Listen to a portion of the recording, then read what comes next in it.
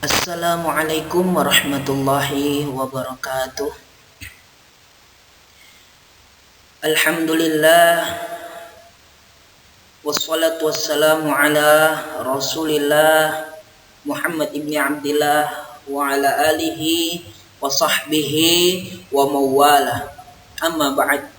Pertama-tama anak-anakku sekalian, marilah kita panjatkan puji syukur kita kepada Allah Subhanahu wa taala, yang mana Allah telah memberikan kita nikmat keimanan, nikmat ketakwaan, nikmat kesehatan hingga saat ini, sehingga kita masih diberikan umur yang panjang untuk mencari ilmu, khususnya pada mata pelajaran pendidikan al-Islam ini.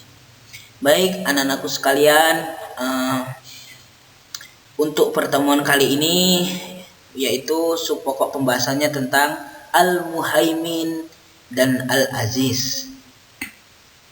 Jadi anak-anakku sekalian, sebelumnya pekan kemarin kita telah belajar tentang Asmaul Husna, As-Salam, dan Al-Mu'min.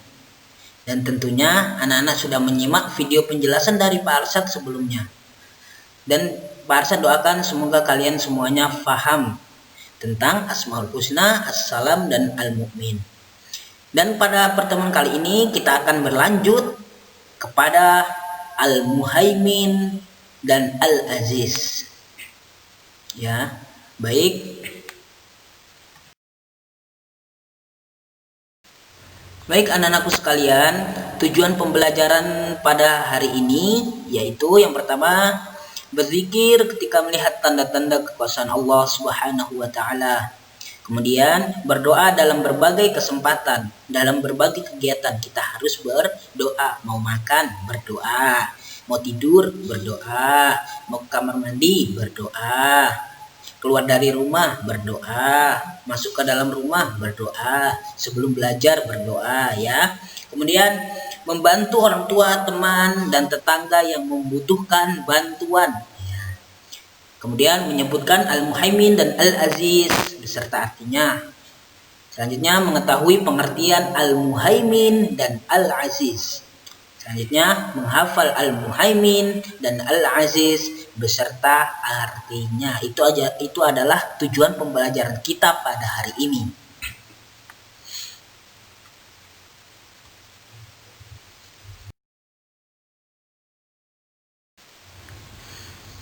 Baik, sebelum kita mau mulai pembelajaran, marilah kita bersama-sama berdoa ya. Berdoa dimulai. Bismillahirrahmanirrahim. Rabbi zidni ilma warzuqni fahma. Amin ya rabbal alamin. Baik anak-anakku sekalian, yang pertama kita akan membahas tentang Al-Muhaimin. Apa sih Al-Muhaimin itu? Al-Muhaimin artinya Allah yang maha memelihara. Allah Subhanahu wa ta'ala yang memelihara segalanya, baik di bumi maupun di langit. Di seluruh alam semesta Allah Subhanahu wa ta'ala yang melindungi dan menjaga. Setiap makhluk di alam semesta ini selalu dijaga dan dilindungi oleh Allah Subhanahu wa taala, baik dari tumbuhan, kemudian dari hewan, kemudian manusia dan semuanya, dari jin, malaikat dan lain sebagainya. Itu Allah Subhanahu wa taala yang memelihara. Jadi tidak mungkin Allah Subhanahu wa taala membiarkan alam semesta ini terbengkalai. Nah, jadi kita sebagai umat manusia harus selalu bersyukur kepada Allah Subhanahu wa taala yang telah menjaga dan memelihara kita semuanya. Kita juga harus menjaga dan melestarikan lingkungan kita. Jadi kita juga diperintahkan oleh Allah Subhanahu wa taala untuk menjaga dan melestarikan lingkungan. Kita tidak boleh merusak lingkungan. Kita harus jaga. Kemudian jangan sampai merusak apa yang diciptakan dan apa yang dipelihara oleh Allah Subhanahu wa taala. Seperti contoh, kita tidak boleh mengolok teman kita yang lainnya karena teman kita juga adalah ciptaan Allah. Kita tidak boleh saling menggunjing, saling mencaci, saling mencela, mengolok-olok ya. Jadi kita tidak boleh. Kita harus bersyukur, kemudian kita harus pelihara, jaga silaturahmi kita, jaga persaudaraan kita dengan teman kita, keluarga, terutama dengan ayah dan ibu. Kita harus jaga itu ya tentang Al-Muhaimin. Oke anak-anak, perhatikan cerita di samping tentang Al-Muhaimin, Allah Maha Melihara atau merawat. Jadi di situ ada cerita tentang unta raksasa pelindung Rasulullah Sallallahu Alaihi Wasallam. Jadi Allah Subhanahu Wa Taala Maha Melihara, terutama kepada hambanya yang bertakwa. Jadi orang yang paling bertakwa, maka orang itu akan selalu dilindungi dan dipelihara oleh Allah Subhanahu wa taala. Nabi Muhammad sallallahu alaihi wasallam adalah salah satu nabi kekasih Allah Subhanahu wa taala. Saat itu Nabi Muhammad dimusuhi oleh Abu Jahal. Ya, Abu Jahal ini adalah pamannya Nabi ya, tapi dia tidak beriman kepada Allah Subhanahu wa taala. Jadi pada saat itu Nabi Muhammad dimusuhi oleh Abu Jahal dan kaum musyrikin yang lainnya yang dari suku Quraisy. Karena mereka tidak suka dengan dakwah Nabi Muhammad yang mengajak pada kebenaran. Jadi setiap subuh Nabi Muhammad biasa melaksanakan salat subuh di depan Ka'bah. Kemudian Abu Jahal dan kaum musyrik dari suku Quraisy yang lainnya mereka berkata, aku akan menjatuhkan batu besar di atas kepala Muhammad, di atas kepalanya Nabi Muhammad saat dia sedang sujud. Kata Abu Jahal sambil bersiap-siap menjatuhkan sebuah batu besar. Namun tiba-tiba atas izin Allah Subhanahu wa taala datanglah seekor unta raksasa yang mau menerkam Abu Jahal. Tentunya Abu Jahal berlari ketakutan. Akhirnya ia pun gagal melaksanakan niatnya untuk membunuh Nabi Muhammad Sallallahu Alaihi Wasallam. Jadi anak-anakku sekalian, dari cerita tersebut kita bisa mengambil hikmah bahwasannya apabila kita bertakwa pada Allah Subhanahu Wa Taala, kita bertakwa dengan sebenar-benarnya takwa, maka Allah Subhanahu Wa Taala akan memelihara kita, akan menjaga kita di setiap langkah kita, di setiap kegiatan kita. Di setiap kegiatan kita harus melibatkan Allah Subhanahu Wa Taala. Tadi Bapak bilang jangan lupa kita berdoa, ya. Itu adalah salah satu bentuk bahwasannya kita ingat kepada Allah Subhanahu wa taala. Apabila kita ingat kepada Allah, maka Allah juga ingat kepada kita, ya. Jadi itu anak-anak penjelasan tentang Al-Muhaimin, yaitu Allah Subhanahu wa taala Maha memelihara atau Maha merawat.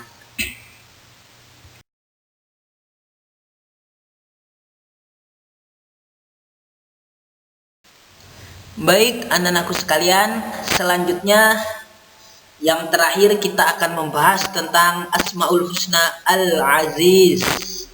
Allah Subhanahu wa taala yang Maha Perkasa.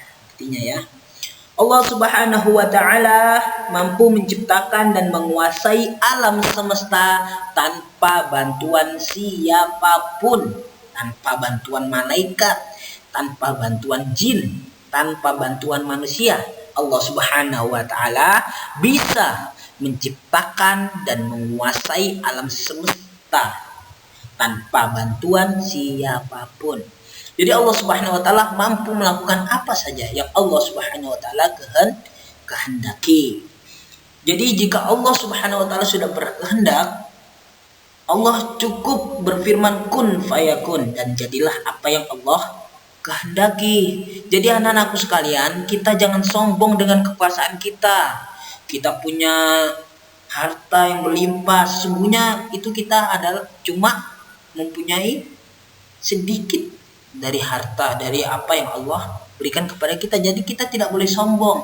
Kita memiliki wajah yang tampan, seumpama ya, kita sombong, kita bangga. Tidak boleh, itu tidak baik. Karena semuanya yang ada pada diri kita pada saat ini itu hanyalah semata-mata titipan dari Allah. Jadi tugas kita apa? Menjaga, merawat dengan baik, bukan malah dipamerkan atau disombongkan ya. Tidak boleh. Karena kita ini tidak ada apa-apanya dibandingkan Allah Subhanahu wa taala. Ya anak-anak ya, kita ini bagaikan pasir, kecil, lemah. Allah Subhanahu wa taala bisa juga melakukan apa yang Allah kehendaki kepada kita semuanya. Jadi kita tidak boleh melakukan perbuatan maksiat kepada Allah Subhanahu wa taala. Semua yang kita miliki hanyalah titipan Allah, ingat itu ya. Jadi kita tidak pantas menyombongkan diri kita. Jadi Allah Subhanahu wa taala Maha perkasa, Maha berkehendak. Allah bisa melakukan apapun yang Allah sudah kehendaki. Jadi kita sebagai manusia, makhluk yang lemah, kita hanya bisa bertakwa, berdoa, beriman kepada Allah Subhanahu wa taala. Agar apa? Agar Allah selalu menghendaki kepada kita, memberikan kita jalan-jalan yang baik, jalan-jalan yang benar. Amin ya rabbal alamin. Jadi bagaimana kalau semisal ada musibah? Ya itu adalah cobaan dari Allah Subhanahu wa taala. Karena musibah itu berarti tandanya Allah cinta kepada kita, dan Allah tahu bahwasanya kita pasti bisa melewati cobaan yang Allah berikan tersebut. Jadi kita tidak boleh mengeluh apabila kita mendapatkan cobaan ya. Kita harus bersyukur dan mencari jalan keluarnya dengan baik ya. Itu yang Allah ingatkan kepada kita, dan Allah cinta kepada kita. Baik anak-anak, selanjutnya di situ di samping ada cerita tentang Asmaul Husna Al-Aziz, Maha Perkasa atau Maha Gagah ya. Jadi di situ ada cerita tatapan mata Umar yang menggentarkan. Jadi Umar ini ya, Sayyidina Umar bin Khattab ini anak-anak adalah khalifah kedua setelah Nabi Muhammad SAW wafat. Jadi beliau ini adalah khalifah kedua, khalifah yang gagah berani. Khalifah itu seperti apa Pak? Kalau zaman sekarang, kalau di Indonesia seperti presiden. Nah, jadi Umar bin Khattab ini gagah berani, besar, paling galak, dan semuanya rata-rata takut kepadanya. Nah, jadi di sini Umar bin Khattab, jadi suatu hari ia berjalan beriringan naik kuda bersama para sahabatnya. Kemudian Umar berjalan di depan. Tiba-tiba Umar menoleh ke belakang tanpa diduga. Hal yang dilakukan Umar itu ternyata membuat kaget para sahabatnya. Ya, Sayyidina Umar cuma menoleh saja ke belakang ke para sahabatnya. Itu para sahabatnya kaget. Mereka takut, bahkan saking takutnya tali-tali kekang yang mereka pegang sampai terjatuh. Wow, itu ya Sayyidina Umar ya. Saking ditakutkan, maka seperti itu. Jadi melihat hal tersebut, Sayyidina Umar pun langsung menangis dan memohon kepada Allah Subhanahu wa taala.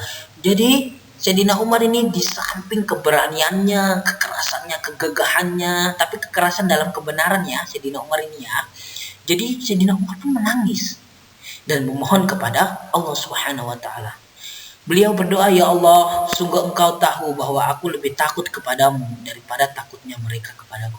Jadi Sayyidina Umar langsung di situ berkata di dalam hati bahwasanya dia berdoa kepada Allah, "Ya Allah, sesungguhnya aku ini lemah." Dan Allah pun tahu bahwasanya Sayyidina Umar ini lebih takut kepada Allah daripada takutnya sahabat kepada Sayyidina Umar. Itu ya Sayyidina Umar. Di sini kita bisa mengambil cerita anak-anak bahwasanya Sayyidina Umar ini adalah orang yang pemberani, orang gagah perkasa.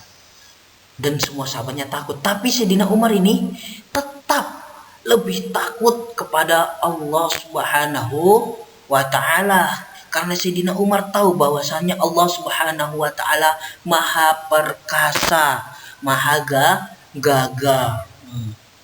Jadi itu cerita dari Sayyidina Umar bin Khattab, khalifah kedua zaman setelah wafatnya Nabi Muhammad sallallahu alaihi wasallam.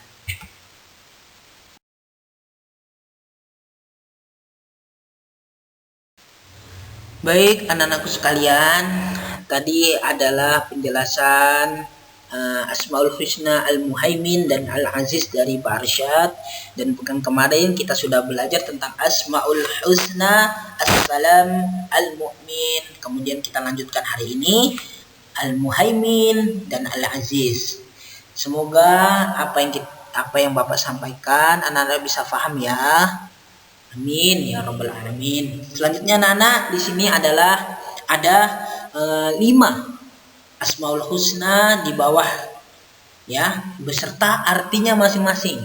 Jadi di sini tugasnya anak-anak, silahkan anak-anak buka buku tulis, kemudian buat kotak-kotak dan isinya nama-nama Asmaul Husna beserta artinya. Dan susunannya harus sama seperti apa yang Bapak tuliskan di sini ya. Jadi nanti tugasnya anak-anak tinggal digarisin, dijodohkan.